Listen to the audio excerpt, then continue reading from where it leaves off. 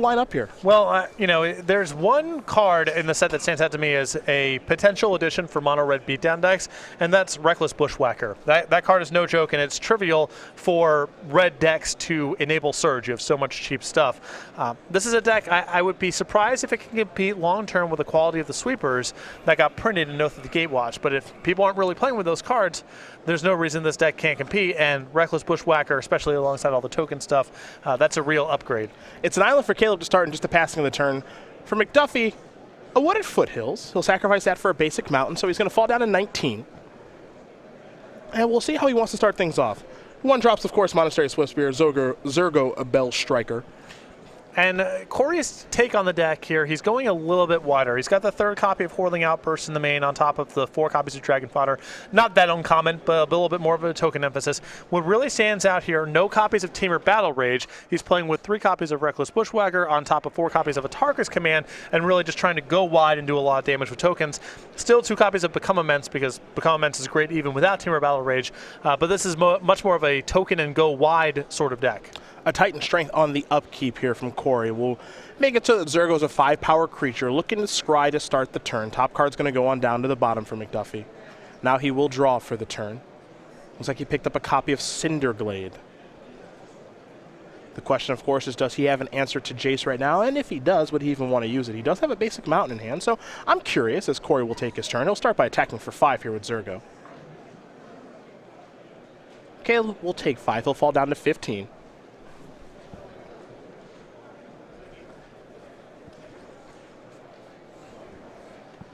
And just a Cinderglade that'll enter the battlefield tap, pass the turn back over to Scherer. Scherer, number 2 on our Season 1 leaderboard. If we ended things right now, he'd be going back to the Players' Championship yet again, where he did compete in day number 2. Here's an activation of Jace.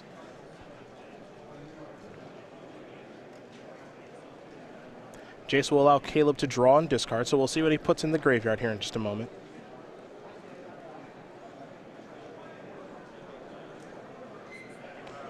I'll go with a Treasure Cruise.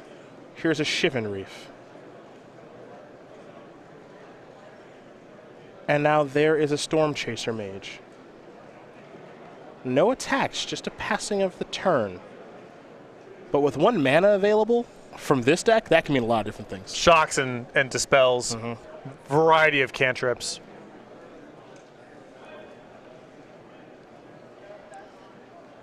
Mcduffie's 3rd turn of the game will begin. A deliberate player is Korey.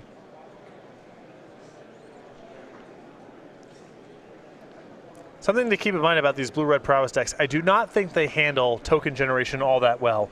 They've got a lot of spot removal, and they've got a lot of small creatures. Typically, Dragon Fodder and Whirling Outburst are worth a lot in those kind of matchups.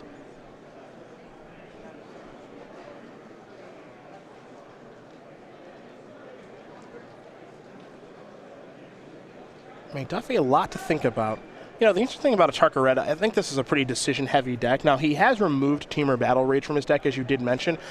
Caleb doesn't know that, and most people that Korey plays against won't know that. But, you know, I found, you find a Monastery Swiftspear here from Korey, it's actually a pretty difficult deck to play when you're supposed to pull the trick on a lot of the different effects. Especially when your opponent has mana up. Then, it's, all right, what are the odds my opponent has to spell or something else? And then beyond that, you've also got to figure out, well, can I ever beat that card to begin with? Do I just need to go for it? Well, this is actually kind of a blowout here because Korey's going to play an Atarka's Command, and Caleb is going to dispel that. That dispel is going to trigger prowess for the Storm Chaser Mage, which makes it into a 2-power creature, which means Zergo going to bite the dust. Yeah, that's a tough play there for Mcduffie. I think the logic from his side of the table is Scherer's play does not make a lot of sense if he has a shock available. He probably would have attacked with the Storm Chaser Mage or done something else. So if you're assuming you're playing around nothing there, then that's a pretty safe attack. But Dispel's the worst case scenario because your Atarka's Command gets fizzled, and that's a prowess trigger.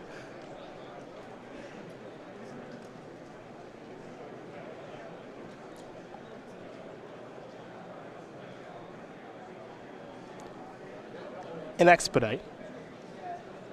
That'll trigger prowess and allow Caleb to draw a card. Also another card in the graveyard for Jace. We might see an activation of Jace here in just a moment.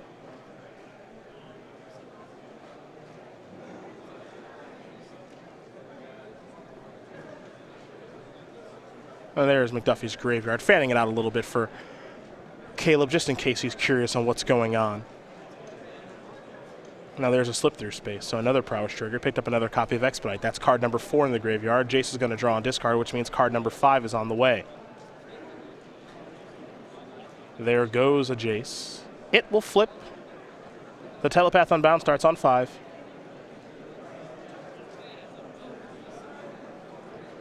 And even though Jace isn't a prowess threat, Jace is still Jace. I think it's supposed to be in this game. And a lot of the spells that Scherer can flash back right now are really problematic for Mcduffie, particularly the cards like Slip Through Space. Scherer can play defense and set up a kill in one turn. A little surprised maybe not to see Caleb attack that turn? I think that, he feels like he can win in combat most likely with a spell up. And there's 6 loyalty on the Jace, and the Swift Spear is shrunk. I think Scherer feels like he's got a huge edge if the game goes on for a long time and is happy just erring on the side of caution. Couple of goblins here for Mcduffie from Hordeling Outburst. That'll trigger prowess. For the Swift Spear, it'll make it 2 power, but actually it's 0 power because of the Jace. And Scherer's also got a copy of Treasure Cruise in hand, which is another argument for him erring on the side of caution, playing defense, buying some time, reloading, and beating Mcduffie with the leftovers.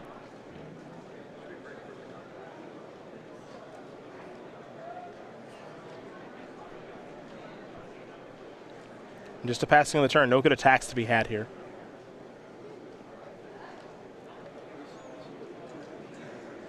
We'll head Caleb's way with a Jace on 6, Expedite in hand. Also a copy of Abbot of Carol keep there as well. Looks like that's where he's going to start. So reveal a Fiery Impulse. I've seen worse.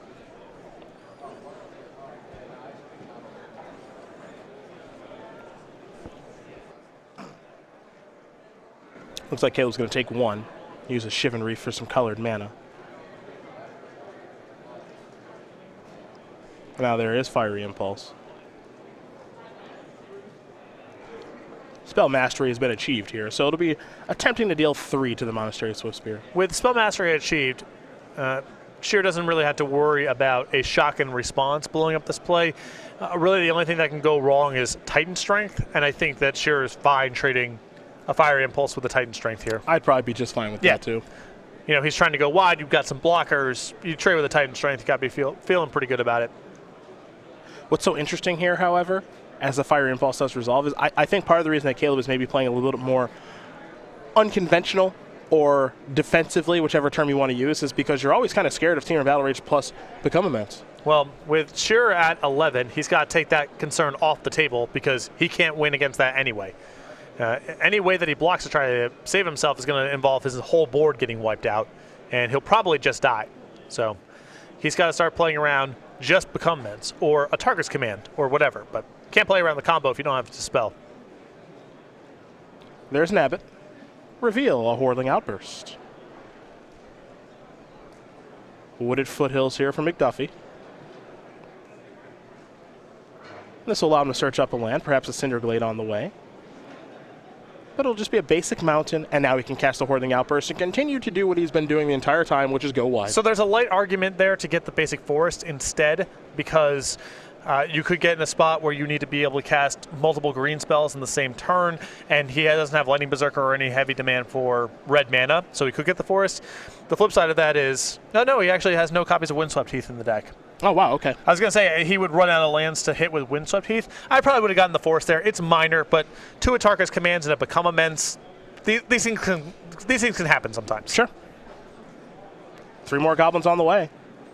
And now we head back over to Caleb. Again, the one thing we talked about this, and we talked about this in the blue-red Prowess Mirror that we saw earlier, defense isn't something this deck does particularly well. It's more of a deck that wants to try to race you, I think. And especially against a Target's Command. If you don't have a Dispel at the ready, the combo is so overwhelming.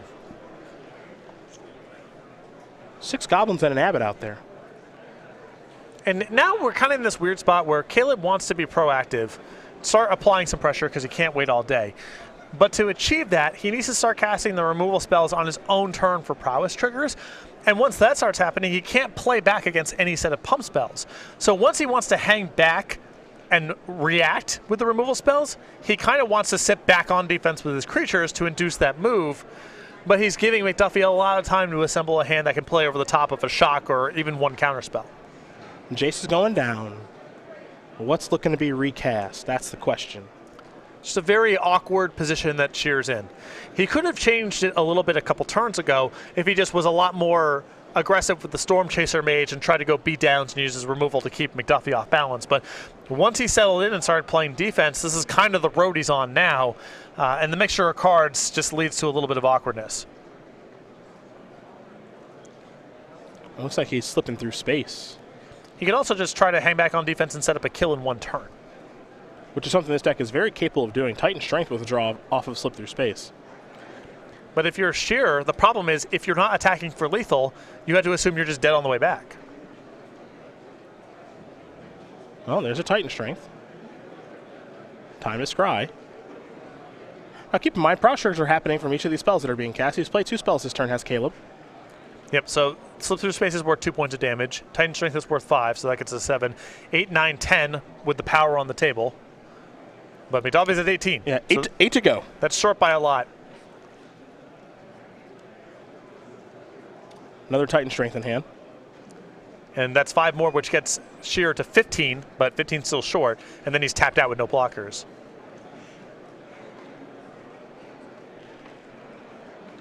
And again, the concern here for Caleb is, of course, a Tarkus command. It looks like he's unsure what he wants to attack with. I thought it might be Storm Chaser Mage, thought it might be the Abbot. It looks like it will be the Abbot. Storm Chaser Mage is going to try to play some defense here.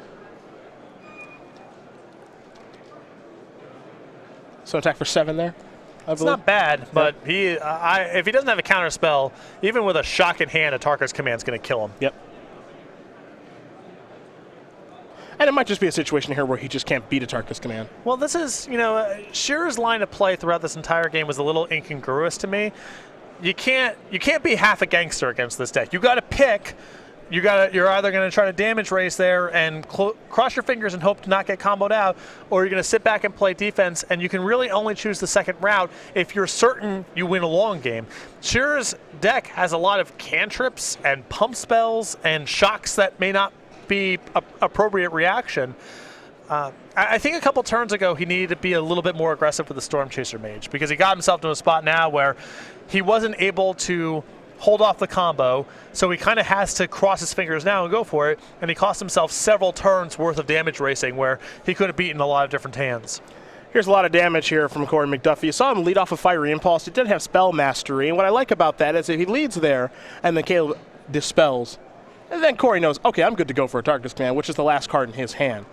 Well, also, at this point, he can just pass the turn back because he gets Scherer down to 2 right now with this attack, and he can wait to respond with an Tarkus command. He doesn't have to cast it into a Dispel right now. He can wait. Hopefully, Scherer taps out a blue mana or what have you, and then you can go for the kill that way. Now, what is interesting maybe to note here a little bit is if he casts a Tarkus command now and it gets dispelled, well, that's one less prowess trigger. Because if we play it on Caleb's turn, well, maybe that prowess trigger actually matters. Right. Maybe not. It's tough to say. Well, it would have to be Scherer able to produce lethal while leaving up a blue mana. With Mcduffie at 11, that's asking a lot. Well, going to start the turn off with a Titan Strength. So that's 2, 3, 4, 5. It's 6. It's an attack for 6 right now.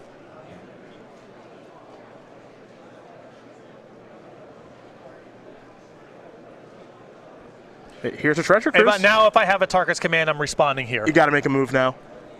And I agree with you about that. I can't let him get 3. I can't let him look at 3 more cards. Let's see here. Abbott right now is at 6. This gets it to 7. And he did draw a Dispel. But it would have to be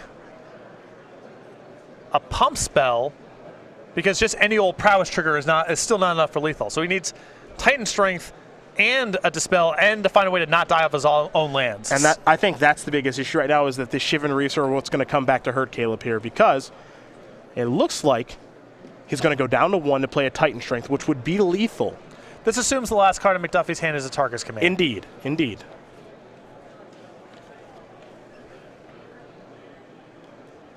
And the last card is a Tarkus command, so he will cast that. And Caleb does have Dispel in hand, but it's a Shivan Reef, which will bring him down to 0. So Korey Mcduffie is going to win game number 1 here over Caleb Scherer.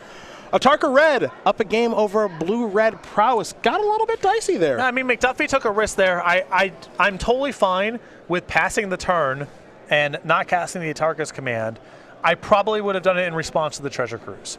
But fortunately for him, Scherer was not able to find a pain-free source of damage for his mana, and the Shivan Reefs killed him. Sideboard time is where we're going, so we'll take a look at both players' sideboards. We will start with Caleb Scherer, who's got 2 Duress, 2 Boiling Earth, 2 Pia and Kieran Nalaar, 2 Disdainful Stroke, 2 Wild Slash. Some one-ups here: Negate, Crush of Tentacles, Painful Truce, Smoldering Marsh, and Murderous Cut. I can get behind the copies of Wild Slash here, the Pia and Kieran Nalaars, and the Boiling Earths. Given the token-heavy nature of Mcduffie's deck, Crush of Tentacles maybe is a little bit slow. But on the play, I think there's an argument because Mcduffie's doing so much with tokens. On Korey's side, 4 Self-Inflicted Wound, 3 Arc Lightning, 2 Smoldering Marsh, 2 Pia and Kieran Nalaar, 2 Painful Truce, and 2 Den Protector. A little double splash here. Yeah, I do like the Pia and Kieran Nalaars in this matchup. I really wouldn't want to touch anything else. Arc Lightning is just not an efficient removal spell against various prowess threats, and the rest of the sideboard's kind of for other matchups. Well, and there's your options for both players, and Caleb Scherer will be on the play for game number 2 in just a moment, and we're actually going to talk a little bit more about Caleb because we talked about that Season 4 Invitational win, and along with that comes your likeness on a card, and that is his fantastic Storm counter. Caleb, known for playing Storm in Legacy and Modern, a lot of success in Legacy with the deck, always his Legacy weapon of choice, and starting next week, you can get this thing. Yeah, congratulations to Caleb in a variety of ways to get this. Any of our open participants and any of our classic participants. So whether you're playing in the 2-day main event or you're playing in one of the classics on Sunday, when you register, you'll get your hands on this token. If you can't make it out to one of our large events, any order from StarCityGames.com, $5 or greater starting January 29th at noon Eastern will come shipped with this token for free. So you come to our Columbus Open next weekend, which will be standard, which we'll probably see Caleb at because he's going to be traveling to lots of events. Boom! He can sign this thing for you, know? Yeah, there you go. So great stuff. Congratulations, of course, to Caleb for being our Season 4 champion on the SCG Tour last year.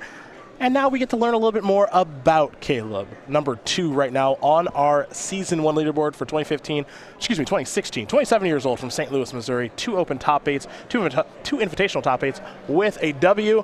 He's a traveler, man. And a minimalist. Lives entirely out of his backpack, and I can confirm this because he posted a picture of it on Facebook. He does literally, he's got a backpack and a couple boxes of cards, and that's really it. Yeah. He's a traveler. We see him on the SCG Tour just about every single weekend. We got to see him at the Players' Championship last year, and if we ended things right now, we'd see him at the Players' Championship this year. And what happened to Caleb in that game, that happened to me constantly when I started playing Atarka Red and playing in the mirror matches or against landfall strategies. I played a match online against Chris Van Meter where I had a pretty good reactive hand and was trying to, all right, I'm going to attack with a couple things, leave a couple things back, and use these removal spells to trap him. And the prowess threats and the pump spells are so good that it's very hard to take that position unless your removal spells are excellent.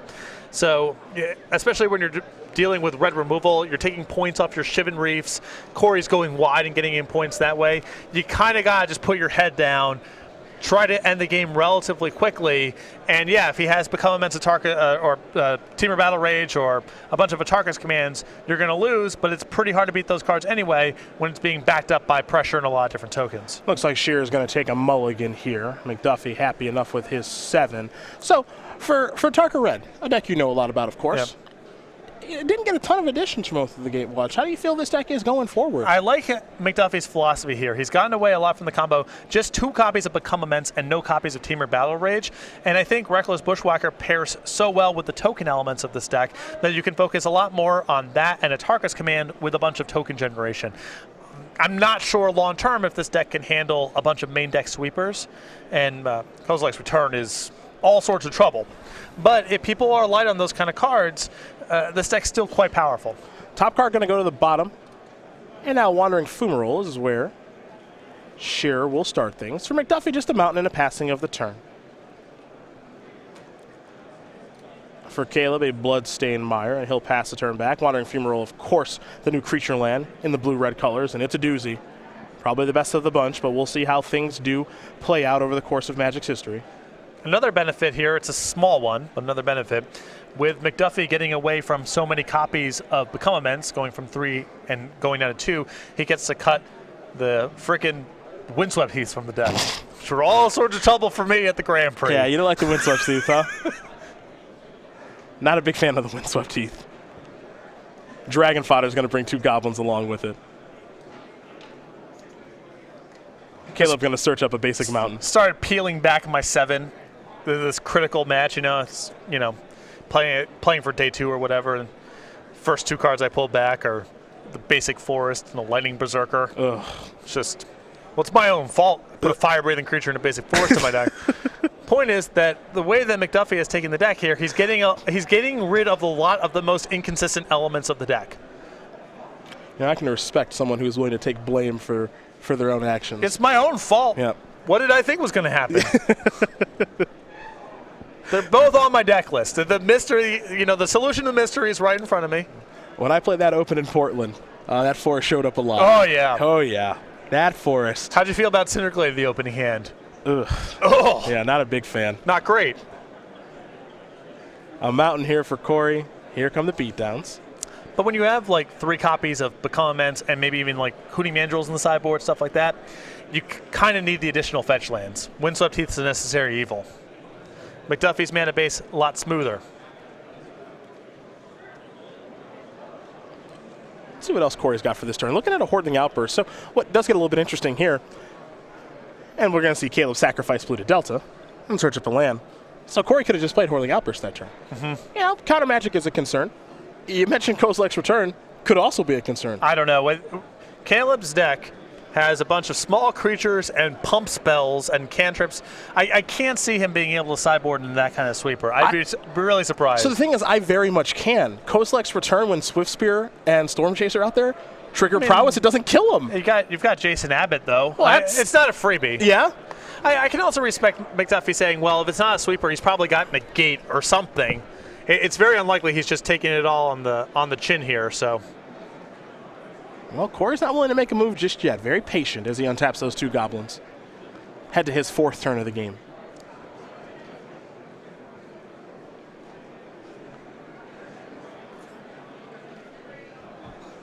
Let's see where he wants to go now. Now, Caleb does have a copy of Dispel. Fiery Impulse, a Treasure Cruise. That's got some work to do. And Scherer with Boiling Earth in hand. So he does have a good answer to the tokens. Okay. Not surprising for this prowess deck to have a lot of Boiling Earths post-board. We've seen it in Ross's list as well, because I think the token generation is problematic for this kind of deck. Well, just a strategy that goes wide against this sort of deck is very tough. Yeah, in the Atarka Red Mirror, some of the best cards. I mean, it can be fluid depending on the way the game looks, but the token generation is some of the best stuff going on, and I'd imagine here it's a lot of the same stuff. Now, Korey's a pretty savvy guy. And it's clear to me that he is playing around a bevy of things right now, because he is just playing lands, attacking these goblin tokens and saying go, and basically saying, Caleb, you have to deal with these yourself. And if you want to use a sweeper to take care of these, that's fine. And if you want to use 2 spot removal spells like a Fire Impulse and a Wild Slash, okay, you traded 2 cards for essentially 1. What I like about this path here from Mcduffie is doing things like this is very dangerous against decks like Jeskai Black, because if you let them make their land drops uncontested, they're eventually going to overwhelm you. They gain so much life, they generate so much card advantage. By the looks of things, Scherer doesn't have that kind of inevitability here. He's got a lot of small creatures in his deck, and spot removal spells, and pump spells, and so forth. So Mcduffie can allow him to draw cards and make his land drops, because it's not like Scherer's going to get to some 4 or 5 mana play that's going to blow Mcduffie out of the water. This exchange can happen. Mcduffie can fire back up with another token generation effect, pass the turn back and force the same issue, and not worry that Scherer is just running away with the game with inevitability. Boiling Earth will take care of the 2 goblins. And now Caleb will just pass the turn back. That's card number 4 in the graveyard for those of you keeping track at home with Treasure Cruise. That's the only real pressure on Mcduffie to move the game forward. Scherer can Treasure Cruise for 1 mana, gas up, play multiple cards in the same turn. That's kind of dangerous, and Mcduffie would like to put Scherer under more pressure before that becomes a possibility, but with only 4 cards in the graveyard right now, Mcduffie's still relatively safe. Now here's Hordening Outburst. He's been holding this for a very long time. And it's going to resolve. So, 3 goblins on the way. Also of note here, Mcduffie with the Smoldering Marsh, I assume this means he's brought in Painful Truths. Oh, well, here's the Bushwhacker. And this is what you were talking about. Yes. With Surge, the Reckless Bushwhacker is here, and this is a pretty big hit. And this is another copy of Atarka's Command, essentially, that Mcduffie gets to play in this list, which is why he's moved away from the combo and more into token generation. And this makes sense about why he's playing the way he's been playing, is because, okay, well, if you use some sort of Wrath effect or Mass Removal effect, well, I can kind of get in a really good shot, and then we can keep playing the game that we were just playing previously. Yep. The Oath of the Gatewatch is pretty light on love for mono red beatdown decks or red splash of color beatdown decks. This card's the real deal, though, and I really like the structure that Mcduffie has built around it with the amount of token generation, the amount of 1-mana spells he has. He's really trying to make Reckless Bushwhacker as powerful as possible. Cinderglade the draw.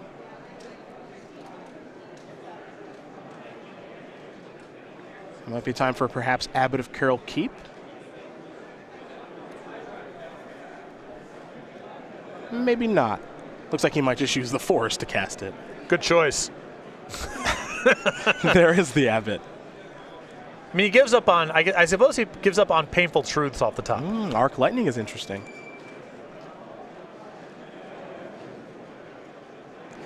I did not think this card was going to be coming in just because it's not all that efficient at fighting over Scheer's threats. That said, a free Arc Lightning here is not bad. See where it's going to go. And Mcduffie had the Kennedy or the Cinderglade back in his hand there, which is why he elected to tap the Forest. He had green mana in case that came up. Korey going to go after the Storm Chaser Mage. Titan Strength is going to try to save it. And Korey does have a copy of Fiery Impulse in hand. Gonna fire away, and we know that thing's got Spell Mastery because of Dragon Fodder and Hordeling Outburst. Here's a response. It's a Dispel. So players are exchanging their spells. It looks like Caleb is going to come out on top on this exchange. And you can see Caleb's hand with that Treasure Cruise, which is fully powered now. Though a lot of the 3 cards, that hypothetical cards that Scherer draws here, trade with exactly 1 token. And that's the value of cards like Dragon Fodder and Hordeling Outburst. They really wear down these decks that are built around 1-for-1 spot removal spells. And, you know, I kind of like this attack because, yes, Korey's going to lose a token, but I'm going to get some damage across. Big display of strength here. Yeah. Now, also a little bit of a hedge here. Mcduffie knows he's liable to get hit by a Boiling Earth next turn. Might as well get your 2 points in. Yep. That's exactly what he's going to do. Scherer will fall down to 5. Mcduffie still at healthy 19. And now Caleb will draw. Monastery Swiftspear is what he's found.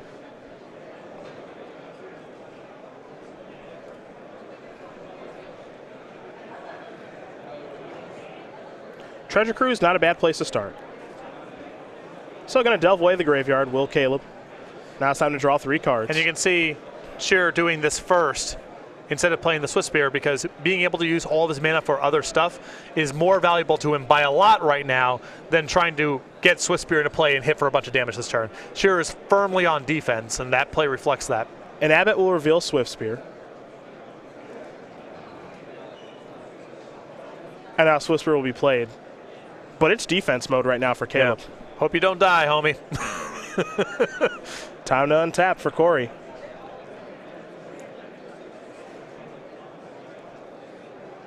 And Korey is certainly displaying some strength right now with that attack last turn. And quite a few cards in his hand. The way Korey has dictated the terms of engagement this game. Yes, absolutely. And I think that's notable. Any one good spell here, and Scherer's blocks are real bad.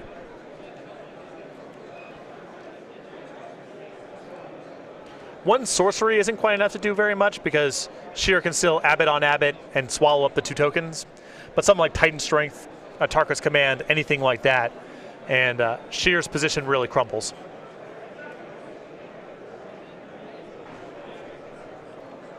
Korey going to start by tapping just a red mana. Might have Fiery Impulse in his hand. Again, remember, it does have Spell Mastery, so it'll deal 3 instead of 2.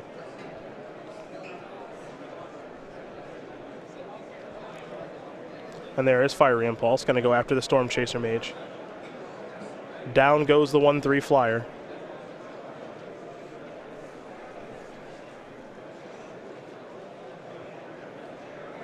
See what comes next for Korey. If he's able to continue to clear a path. Keep in mind the Abbot does get a prowess trigger there. And now here's Wild Slash. Going to take care of the Swiftspear. Another prowess trigger. Abbott's now a 4/3.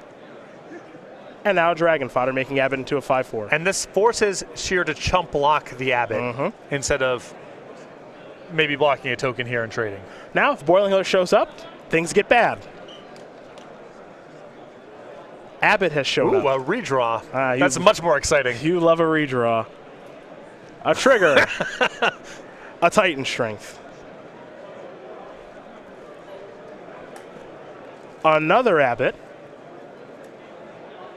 Another Abbott, and that is going to do it. Korey Mcduffie is going to win this match over Caleb Scherer 2-0. Atarka Red will take care of Blue-Red prowess. And though Atarka Red has not gotten a ton of new cards, the new card that it did get in Reckless Bushwhacker looked pretty good that game. And with the token generation in Mcduffie's deck, I think it's very hard for Scherer to play the defense and removal game. I think he should have been slightly more committed to damage racing in the first game, but that's part of the challenge of playing against Atarka Red, is striking that balance to apply enough pressure to get the game over with as soon as possible.